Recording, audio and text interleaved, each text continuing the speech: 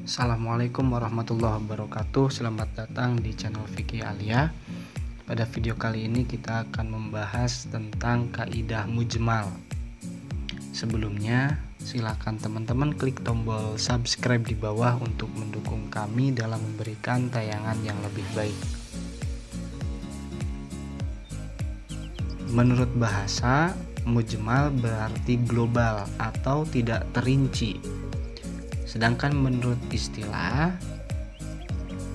mujmal adalah al-mujmalu huwa al-lafdul ladzi la yufhamul ma'nal muradu minhu illa bi istifsari minal jumali. Mujmal adalah lafad yang belum jelas artinya, yang tidak dapat menunjukkan arti yang sesungguhnya jika tidak ada keterangan lain yang menentukannya. Sementara ulama usul fikih mendefinisikan mujmal sebagai al-lafdul ladzi yantawi ala iddati ahwalin wa ahkamin qad jama'at fi.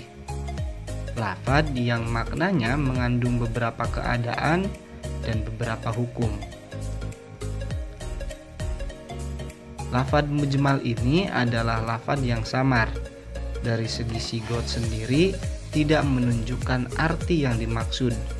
Tidak pula ditemukan qarinah yang dapat mengantarkan kita memahami maksudnya. Dan kita tidak mungkin dapat memahami arti yang dimaksud kecuali oleh penjelasan syari atau pembuat hukum sendiri. Dalam hal ini adalah Nabi Muhammad SAW. Jadi, mujmal adalah suatu lafad yang belum jelas, yang tidak dapat menunjukkan arti yang sebenarnya apabila tidak ada keterangan lain yang menjelaskannya. Keterangan yang menjelaskan itu disebut al-bayan, dan ketidakjelasan ayat mujmal itu disebut ijmal. Contoh lafad yang mujmal seperti firman Allah Subhanahu wa taala dalam Quran surat Al-Baqarah ayat 228, wal mutallaqatu yatarabbasna bi anfusihinna thalathata quru. Wanita-wanita yang ditalak hendaklah menahan diri selama 3 kali quru. Lafad quru disebut mujmal karena memiliki 2 arti. Lafad quru dapat berarti suci, juga dapat berarti haid. Untuk mengetahui makna mana yang dikehendaki oleh syara, maka memerlukan penjelasan atau bayan. Dan lafad quru ini adalah contoh ijmal dalam lafad yang tunggal.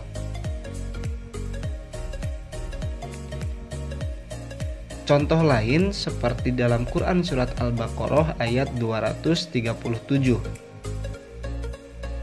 Ayyafuna aw ya'fuwallazi biyadihi 'uqdatun nikah.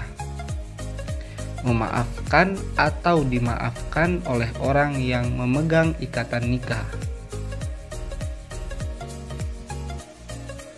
Pada ayat ini, orang yang dimaksud sebagai pemegang ikatan nikah bisa berarti suami, juga bisa berarti wali. Maka untuk menentukan siapa di antara keduanya yang dimaksud pemegang ikatan nikah, diperlukan bayan. Ada juga mujmal dalam tempat kembalinya dhamir yang ihtimal atau layak yang menunjukkan 2 segi. Seperti hadis yang berbunyi la yamna jarun jarohu ayyagriza khosabatan fi jidarihi. Janganlah salah seorang di antara kamu menghalangi tetangganya untuk meletakkan kayu pada dindingnya. Katanya atau hu dalam dhamir di atas masih bersifat mujmal. Ia bisa kembali kepada tembok, juga bisa kembali kepada tetangga. Adapun sebab-sebab adanya mujmal, yang pertama adalah lafadz tunggal. Contoh seperti kalimat isim seperti kata kuru dengan pengertian suci atau datang bulan. Bisa juga berbentuk kalimat fi'il atau kata kerja, seperti lafadz qola dengan pengertian berkata atau tidur siang. Juga bisa berupa huruf, seperti huruf wawu yang menunjukkan atof. Juga berupa huruf seperti huruf ila yang menunjukkan goyah atau ma'a yang berarti beserta. Sebab-sebab mujmal yang kedua adalah karena susunan kata atau jumlah. Contoh seperti Quran surat Al-Baqarah ayat 237 tentang orang yang memegang ikatan pernikahan yang sudah kita bahas sebelumnya. Menurut Abdul Wahab Khalaf, ada beberapa kategori dari suatu lafadz yang mujmal.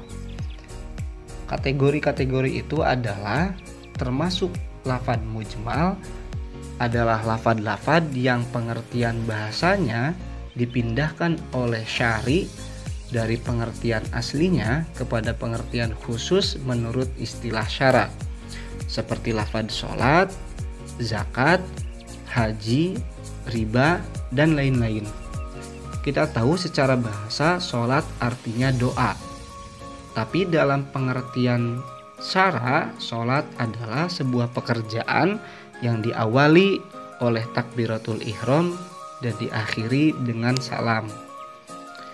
Apabila di dalam suatu ayat terdapat lafadz seperti sholat, zakat, haji, dan lain-lain, maka ayat itu menjadi mujmal pengertiannya sampai ada penafsiran terhadap lafadz itu oleh syari sendiri. Contoh dalam sholat, maka datanglah sunnah yang berbentuk perbuatan atau ucapan untuk menafsirkan, menjelaskan arti sholat itu.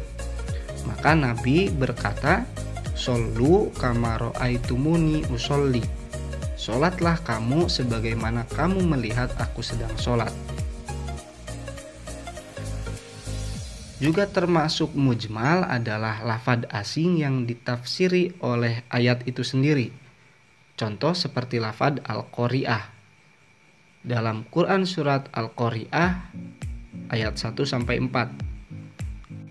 Al-Qari'atu mal qari'ah wa ma adraka mal qari'ah yauma yakunun nasu kal faroshil mabthuth. Bahwa hari kiamat itu adalah hari di mana manusia seperti anai-anai yang bertebaran.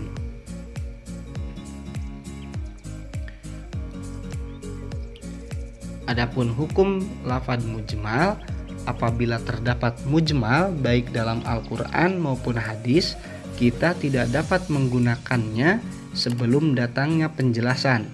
Seperti lafadz sholat yang kemudian dijelaskan oleh Nabi Muhammad SAW tentang cara melaksanakannya, rukunnya, syaratnya, dan juga cara melakukannya. Demikian video kali ini, semoga bermanfaat.